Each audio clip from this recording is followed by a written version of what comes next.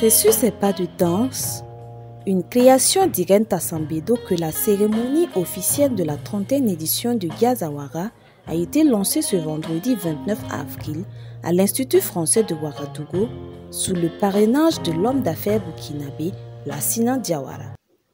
Un homme qui a vu naître et grandir ce festival. J'ai suivi la naissance de Jazz Awara en 92.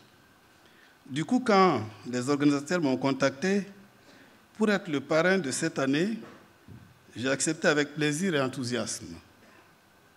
Pour la petite histoire, j'ai déjà parrainé Jazz Awara dans les années 2000-2001 et une longue histoire d'amitié existe entre moi et ce festival depuis ses tout débuts.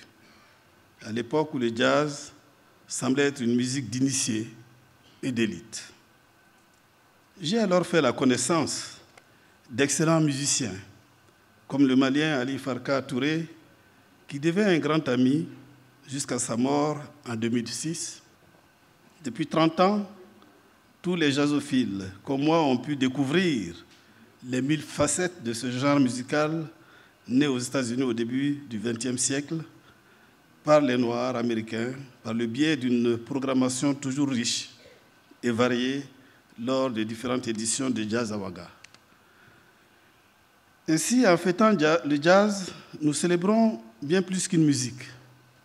Nous célébrons aussi la créativité, les partenariats, les collaborations et la liberté d'expression, toutes choses qui promeuvent les objectifs de développement durable et favorisent le dialogue entre les cultures. Le coordinateur de Jazz Awara se réjouit de la mobilisation du public malgré la situation sécuritaire du pays. Pour Abdoulaye Diallo, chaque année de Jazz Awara est une épreuve à surmonter. Chaque jour confronté à cette dure réalité. Malgré cela, vous êtes là. Merci pour votre présence. Chaque année, ce sont des difficultés de divers ordres que nous nous acharnons à surmonter, guidés par notre amour, notre passion commune pour la musique, le jazz. Plusieurs personnalités ont répondu présents à l'invitation des organisateurs et pour la première fois dans l'histoire d'un festival au Burkina, des anciens ministres de la Culture et de la Communication se sont retrouvés sur la même place que ceux en fonction aujourd'hui. Je déclare donc ouvert le 30e Festival de Jazz Awara et je vous remercie.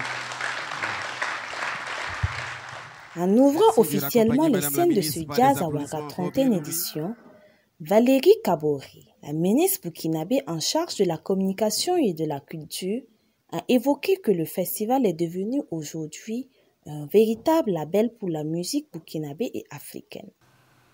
Cette nouvelle édition démontre en effet la pérennité et la très grande qualité d'un événement culturel structurant pour notre pays. Depuis 1992, le paysage culturel du Burkina s'est profondément modifié. Notre société a changé, les pratiques et les goûts des publics ont considérablement évolué. Malgré toutes ces transformations, Jazz Awara est demeuré, j'allais dire, zen et imperturbable. Et applaudissez donc pour ce festival. Il a résisté au temps pour avoir su concilier la fidélité à ses origines et son ouverture aux formes les plus contemporaines du jazz. Ce jour, 29 avril, Jazz Awara a allumé ses lampions dans notre beau pays de culture, le Burkina Faso, creuser les sonorités d'Afrique de l'Ouest. Place à la scène. Le premier artiste de la soirée est burkinabé. L'incroyable, le talentueux Patrick Carpé, invité à présenter son tout nouvel album Tansoba au public.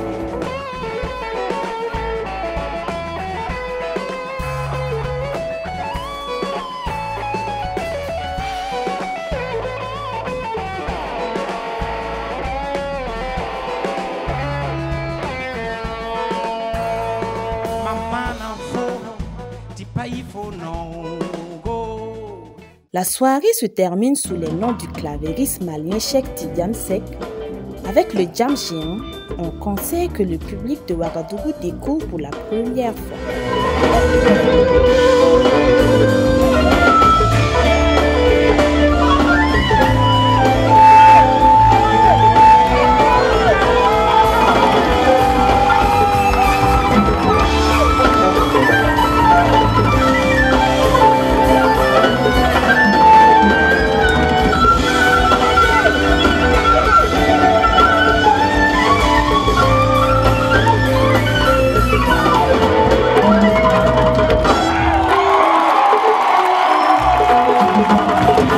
Inspiration, sonorité et des collaborations avec des artistes d'autres pays ont couronné la soirée. Jazz Awara a 30 ans aujourd'hui.